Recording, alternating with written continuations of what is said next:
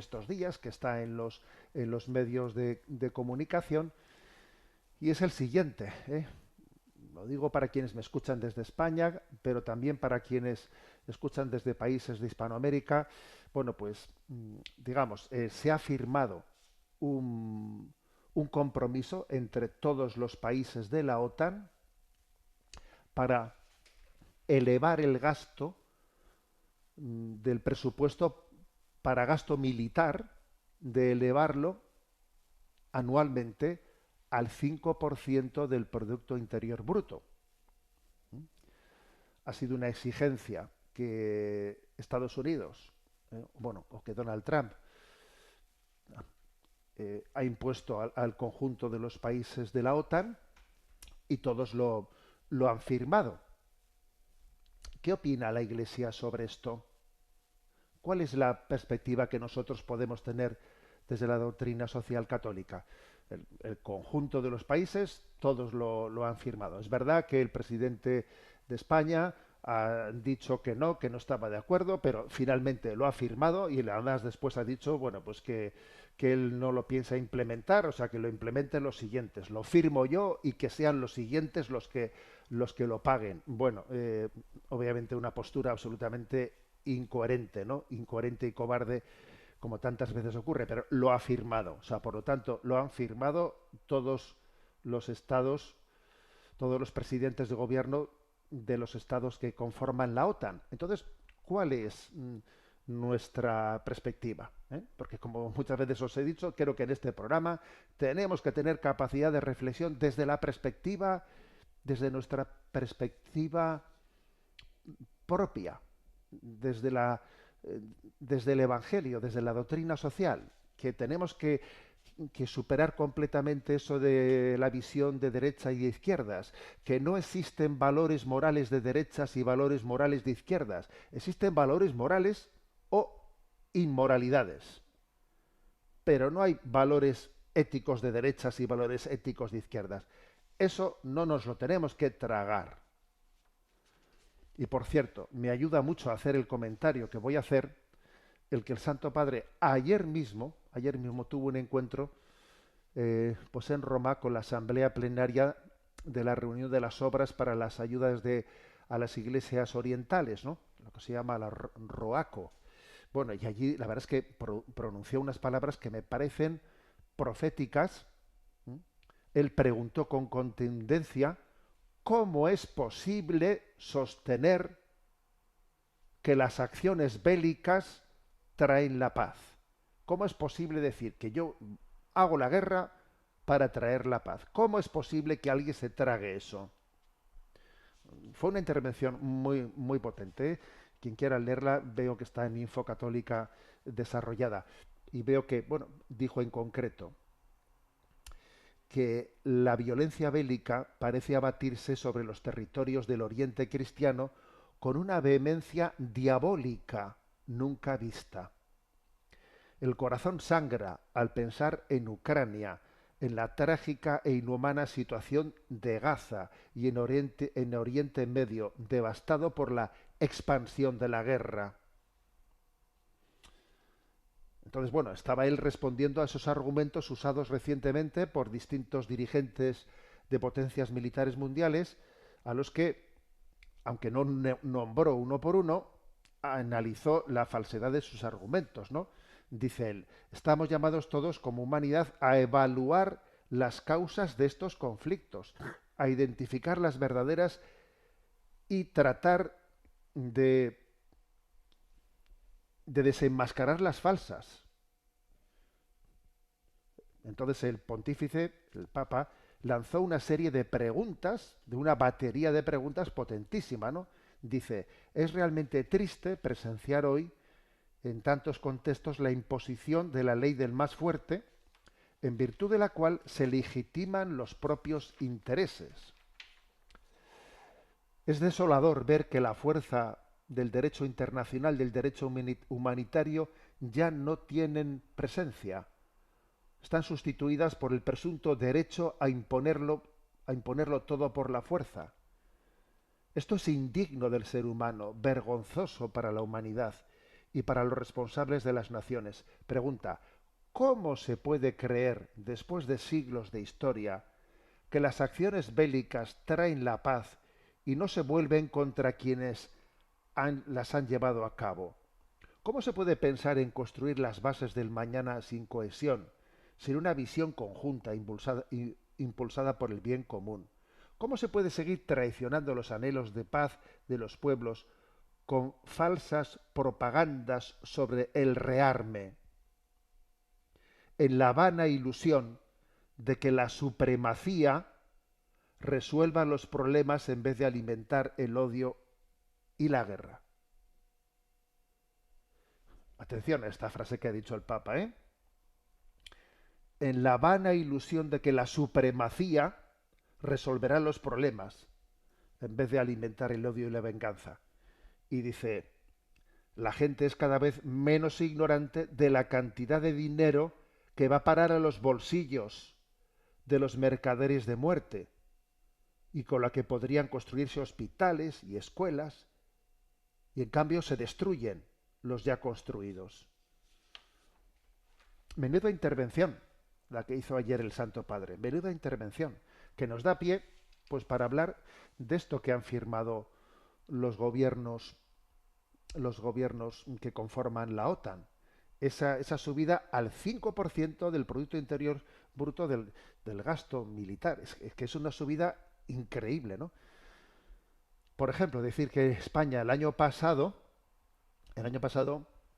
gastó el 1,28 del Producto Interior Bruto en gasto militar, o sea, gastó unos 19.700 millones de euros, vamos a hablar un poco en términos redondos, gastó poco menos de 20.000 millones de euros en gasto militar. Madre mía, ¿eh? 20.000 millones de euros. Pero bueno, ahora, con esto que se ha firmado, tenemos que gastar 80.000 millones de euros. O sea, tenemos que cuadruplicarlo. España tiene que cuadruplicar el gasto militar. Básicamente pasar de 20.000 millones de euros a 80.000 millones de euros. Así, sin anestesia. Sin anestesia. Los países, otros países europeos, quizás tendrán que duplicarlo o triplicarlo. Nosotros cuadruplicarlo. En cualquier caso, el que menos, por lo menos lo tiene que duplicar. Esto también ha sido una exigencia, del presidente Donald Trump, y entonces digo yo, ¿y no vamos a tener una reflexión ética a este respecto? Me parece que es importantísimo, ¿no? Hacer una reflexión ética sobre esto. Bueno, primero hay que decir que ¿por qué se justifica este incremento? No, es que mira lo que está ocurriendo en las guerras de Rusia y en Medio Oriente y tal. A ver, pero lo primero es hacer una autocrítica de por qué está ocurriendo esto. Porque hay que decir que durante los últimos mandatos, ¿no? Es Donald Trump el que está de alguna manera exigiendo y además con amenazas, y al que no lo haga me voy a vengar de él con aranceles económicos, con lo que sea. Es Donald Trump el que está llevando adelante, ¿no? Este aumento del gasto militar, y hay que decir que en el tiempo, ¿no? En el que el primer mandato que estuvo como presidente de Estados Unidos del 2017 al 2021, y en lo poco que lleva ahora, ¿no? Pues en este año 2025, claro, es que será importante saber cómo se han tomado decisiones de romper con tratados internacionales de no proliferación de armas y control de armamentos. Se han roto con bastantes tratados internacionales que se habían firmado previamente de no proliferación de armas, de control de armamentos. Entonces algunos se han roto unilateralmente, se han suspendido otros, se ha retirado de puntos clave, por ejemplo, ¿no? Pues el tratado de fuerzas nucleares de alcance intermedio, que había sido firmado en 1987, fijaros, en el 87. Bueno, pues en febrero del 2019 la administración Trump anunció la suspensión de las obligaciones de Estados Unidos bajo bajo este tratado y el 2 de agosto de 2019 se retiró definitivamente. El Tratado de Cielos Abiertos, que era de 1992. Bueno, pues en el 2020 Trump anunció la intención de retirarse del Tratado de Cielos Abiertos y esto se consumó en noviembre del 2020. Claro, las razones siempre son que el otro lo incumple, ¿no? Por ejemplo, el Tratado sobre el Comercio de Armas, otro tratado que era importantísimo, que estaba firmado en el 2013, que eran tratados restrictivos. Bueno, pues también aquí, en abril de 2019, anunció que Estados Unidos revocaba ese tratado, tal. Entonces, claro, hemos tomado, ¿no?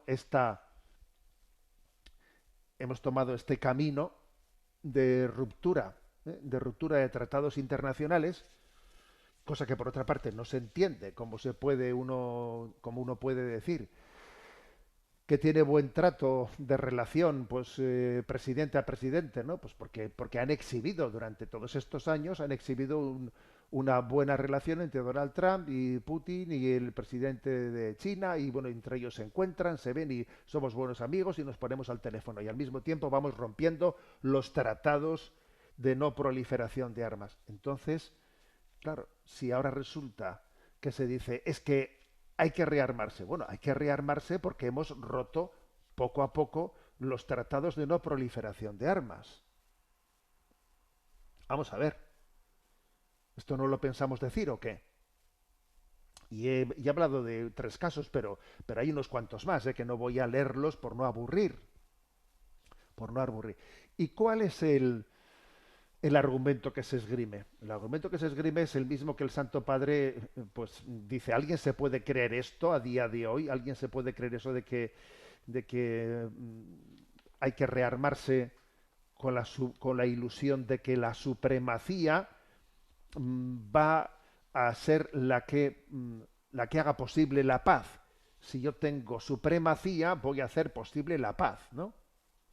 Pues un poco lo que ha pasado ahora con el ataque de Israel y de Estados Unidos. Atacamos a Irán para que no tenga armas nucleares. Las quiero tener yo solo, tú no.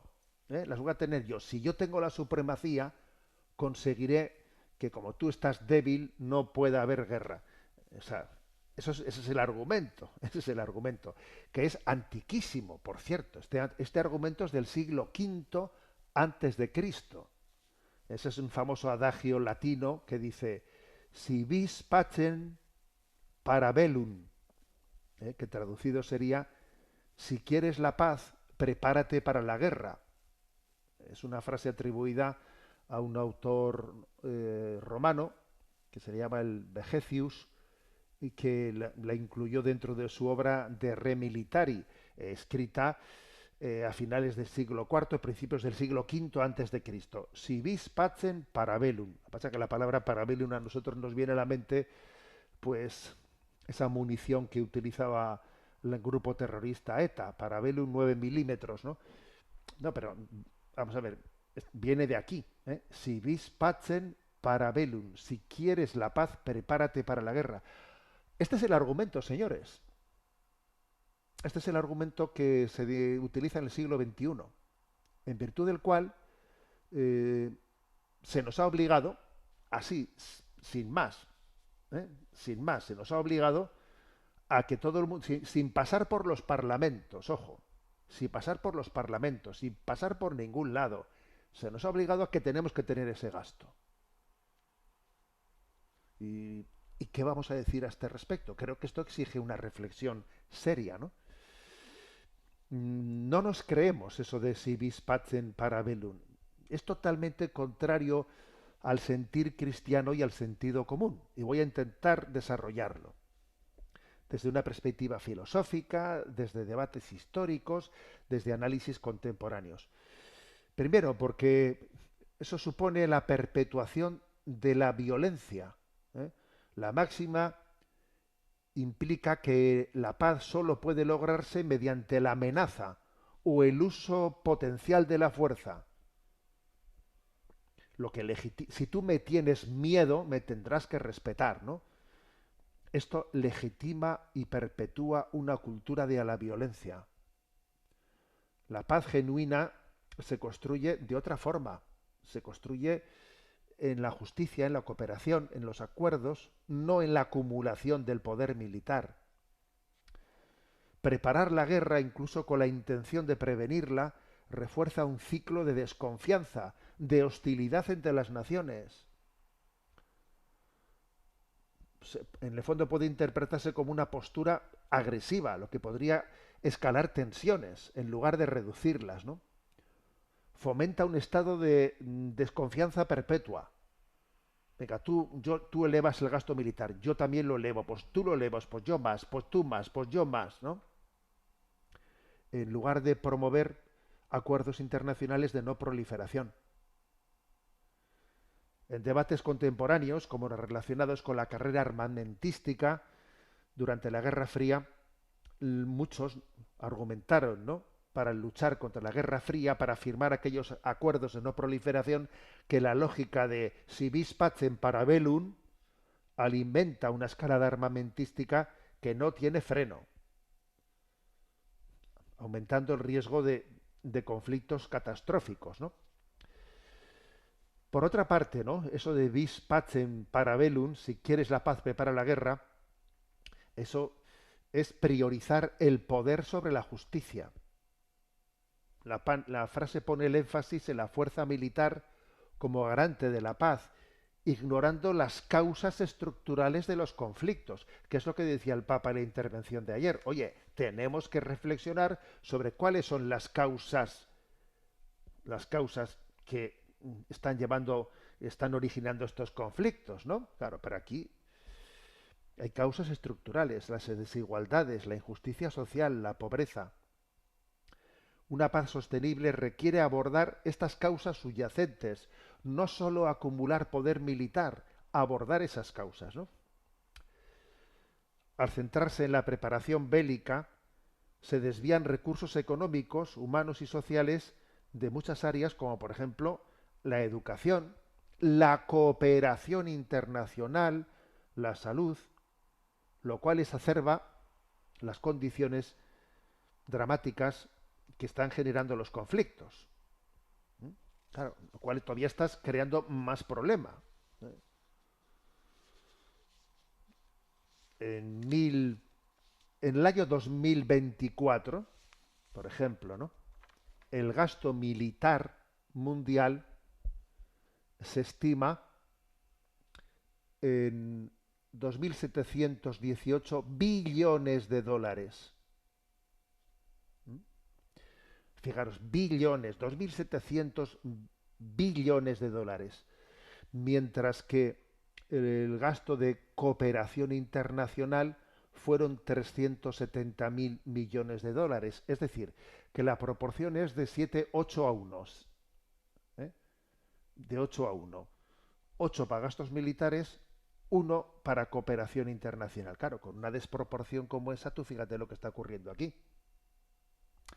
Y el Papa también en la intervención de ayer dice, a ver, pongamos, o sea, todo esto, ¿qué es lo que supone de estar desviando fondos que debiéramos de utilizar para, para abordar la humanización de la humanidad? Por ejemplo, en, en, en la estimación más baja de las que pueda haber, hay unos 2.200 millones de personas, 2.200 millones de personas que no tienen acceso doméstico al agua potable, que en su casa no tienen acceso al agua potable, unos 2.200 millones de personas. ¿Eh? Entonces, claro, mientras que el gasto militar anual es de 2.700 billones de dólares, ¿no? O sea, nosotros, ¿cuánto necesitaríamos dedicar en dinero para que hubiese la posibilidad de un acceso, eh, de un acceso al agua potable? ¿Cuánto dinero costaría el que esos 2.200 millones de personas que no tienen acceso al agua potable pudiesen acceder a él? Una pregunta, ¿no? Una pregunta. La verdad es que se me ha ocurrido hacerla y he intentado indagar por ahí para intentar en este programa dar una respuesta. Las estimaciones son muy distintas. Hay algunas estimaciones que tiran por lo bajo y piensan que con 30.000 millones de dólares anuales se conseguiría ese acceso de agua potable para todo el mundo, que más o menos, según estas estimaciones, es el 1% del gasto militar.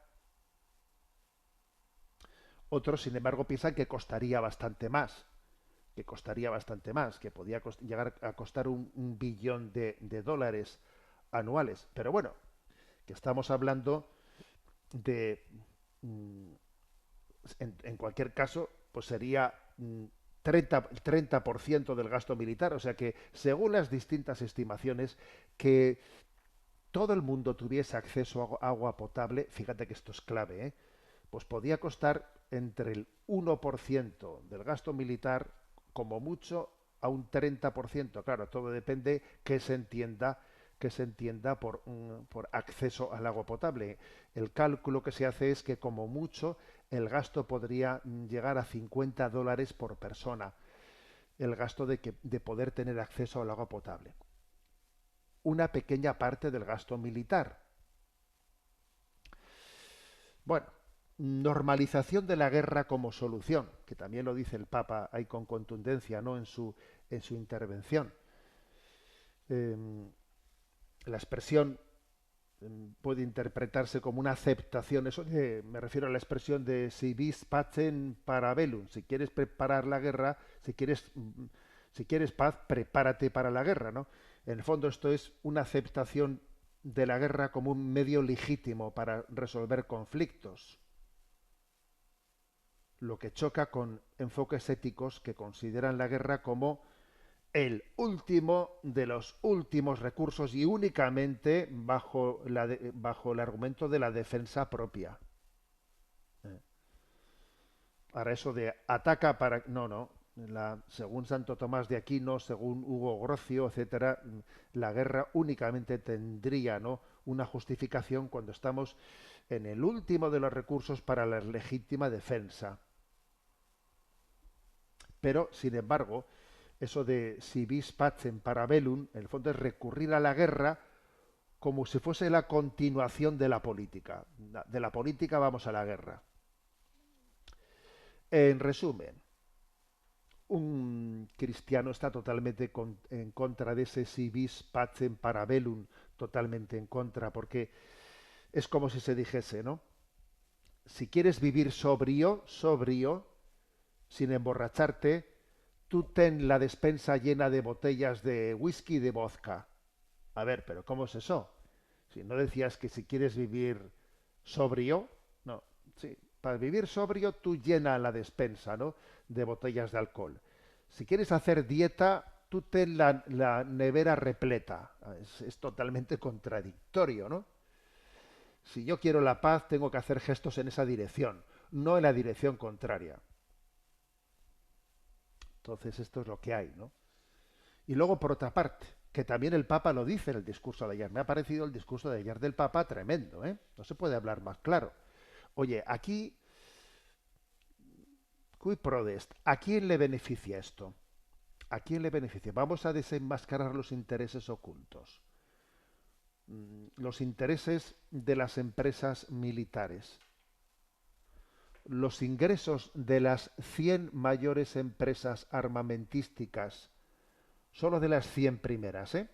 En el año 2024, los ingresos fueron de 632.000 millones de dólares. En Europa, las acciones de empresas, ¿no?, de empresas armamentísticas han subido, se han disparado tremendamente.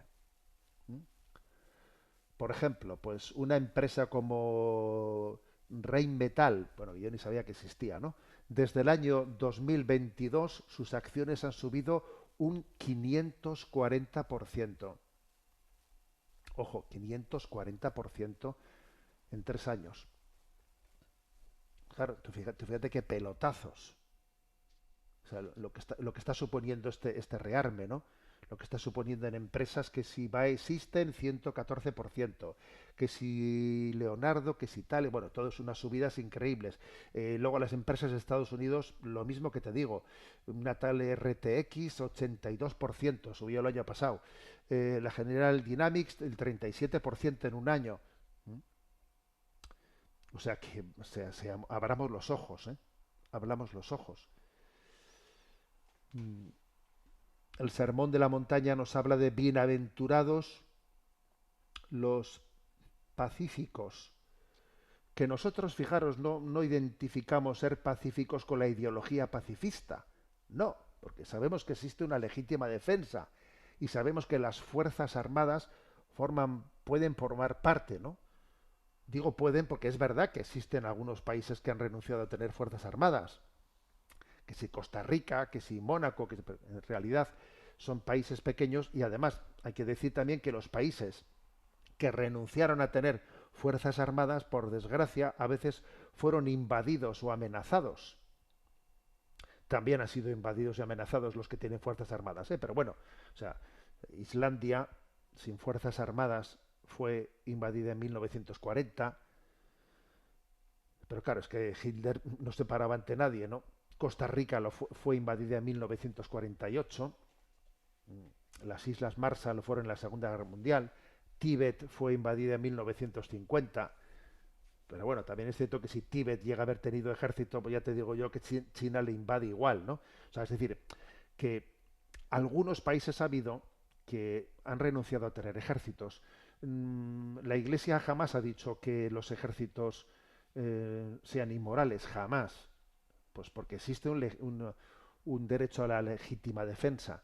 Ya, pero una cosa es eh, recurrir a la fuerza para una legítima defensa y otra cosa es hacer de la guerra como un brazo más de la política, que es lo que está ocurriendo. Hacer un brazo más de la política al servicio de intereses ocultos que es obvio y es patente que son los que se están llevando el gato al agua en esta situación. Con lo cual, os invito a todos a leernos el discurso que ayer pronunció el Santo Padre, un discurso que la verdad es que me ha parecido profético, donde el Papa se pregunta cómo es posible sostener al día de hoy, cómo se puede creer a alguien que las acciones bélicas se hacen para defender la paz. ¿Alguien se puede creer esto a estas alturas? Esta es la palabra del Papa y por lo tanto, ¿no? Pues esa firma colectiva que han hecho todos los estados, incluido España, ¿eh? Porque mucho hacerme el crítico, pero lo firmo. Esa firma que han estampado todos los estados que conforman la OTAN, comprometiéndose a subir al 5% el gasto militar anual, en España supone pasar de 20.000 millones de euros a 80.000 millones de euros, eso es un compromiso inmoral. Es un compromiso inmoral por todo lo que ello supone, por lo que supone de, de ruptura, con un compromiso de construir otro tipo de sociedad con otras bases, ¿no? Que no estén fundadas en la amenaza mutua y continua.